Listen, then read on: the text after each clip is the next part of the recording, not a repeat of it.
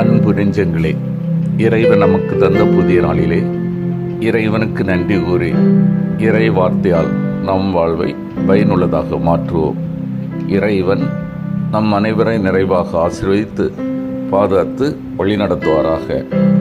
இன்றைய நற்செய்தி வாச சிந்தனை இயேசுவும் பெயல்செபூலும். லூக்கா நற்செய்தி நூல் பிரிவு 11, இறை சொற்றொடர்கள் 14 முதல் 23 முடிய. இதன் விளக்கம் அறிவோம்.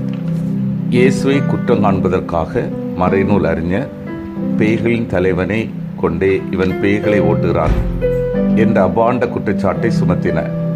ஆனால் மத்தேயுவில் பேயினால் பேச்சு, பார்வை இரண்டையும் இழந்திருந்த ஒரு மனிதர் குணமடைந்ததை ஒட்டி தாவீதின் மகன் இவரோ என்ற பேச்சு எழுந்தபோது பரிசேயர் இயேசு பேய்களின் தலைவனாகிய பெயல்செபூலை கொண்டே குட்டி பேய்களை விரட்டுகிறார் என்றனர். லூக்காவிலும் பேச்சிழந்த ஒருவர் நலமடைந்ததை ஒட்டியே இந்த வாக்குவாதம் எழுந்ததாக கூறப்பட்டுள்ளது. மத்தேயு, லூக்கா ஆகிய இருவரும் அந்த மனிதருக்கு ஏற்பட்ட அந்த நிலை பேயினால் வந்தது என்கின்றனர். இயேசு அந்த பேயை விரட்டி அவரை குணப்படுத்தினார். அப்போது பெயல்செபூலினால் அவர் பேய்களை துரத்துகிறார் என்ற அபாண்ட பழிச்சொல் கூறப்பட்டது. லூக்கா பொதுவாக கூடிய மட்டும் யூத சமய தலைவர்களின் குற்றத்தை குறைத்தே மதிப்பிடுவது போல் தோன்றுகிறது. ஆனால் யார் அந்த பழிச்சொல்லுக்கு காரணமாயிருந்தாலும் பேய்களின் தலைவர் பெயல்செபூல் என்ற பெயரில் மாற்றமில்லை. இயேசு தாவீதின் மகனாய் இருக்கக்கூடுமோ என்று சிலர் பேசிக்கொள்ள தொடங்கினர். அதனால் அதை மறுக்கும் வகையில் இயேசு பேய்களின் தலைவனால் பேய்களை ஓட்டுகிறார் என்றனர் என்பது மத்தேயுவின் விளக்கம். லூக்காவில் மக்கள் வியந்து நின்றதை பார்த்தே இந்த பழிச்சொல் எழுந்ததாக பார்க்கிறோம். அன்பார்ந்தவர்களே, நேர்மையான வழியில் இயேசுவை எதிர்கொள்ள முடியாத, திராணி இல்லாத இயேசுவின் எதிரிகள் அவர் மீது காழ்ப்புணர்ச்சி கொண்டு ஆதாரமில்லாத பழியை அவர் மீது போடுகிறார்கள்.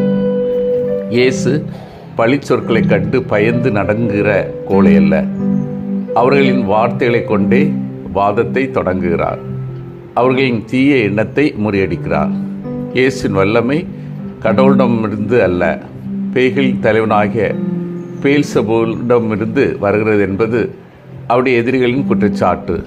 இயேசு அவர்களுக்கு தருகிற பதில், நான் பெயல்செபூலை கொண்டு பேய்களை ஓட்டுகிறேன் என்றால் உங்களை சேர்ந்தவர்கள் யாரை கொண்டு பேய் ஓட்டுகிறார்கள் என்பது.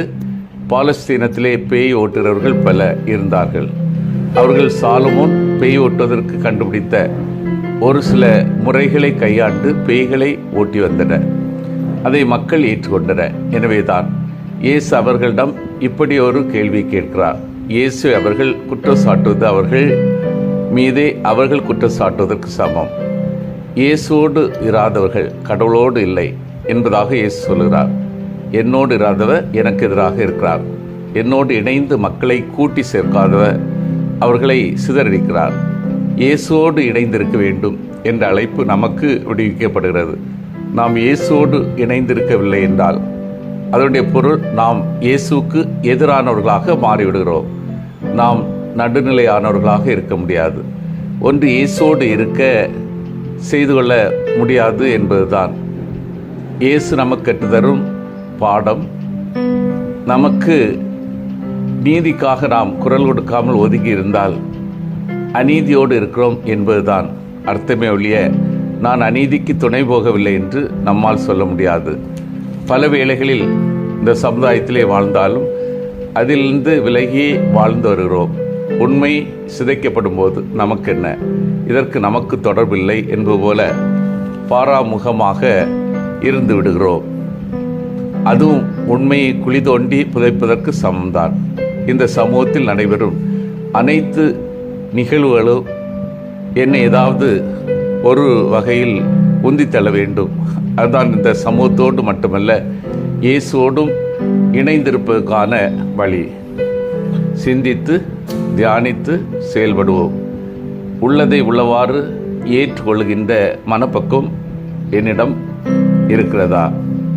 உண்மைக்கு எதிராக பிறர் மேல் நான் பழிச்சொல் பேசுகிறேனா? இயேசுவோடு இருந்து அவரது வல்ல செயலை சரியாக புரிந்து கொள்கிறேனா? மன்றாடுவோமாக. வல்லமை மிக்க இறைவா, நாங்கள் அனைவரும் உள்ளதை உள்ளவாறு ஏற்றுக்கொள்ளும் மனப்பக்குவத்தை வளர்த்து கொள்ளவும், உண்மைக்கு எதிராக பிறர் மேல் பழிச்சொல் போடுகின்ற மனநிலை அகலவும், இயேசுவோடு இருந்து அவரது வல்லச் செயலை புரிந்து கொண்டு வாழவும் வரம் தாரும். ஆமீன்.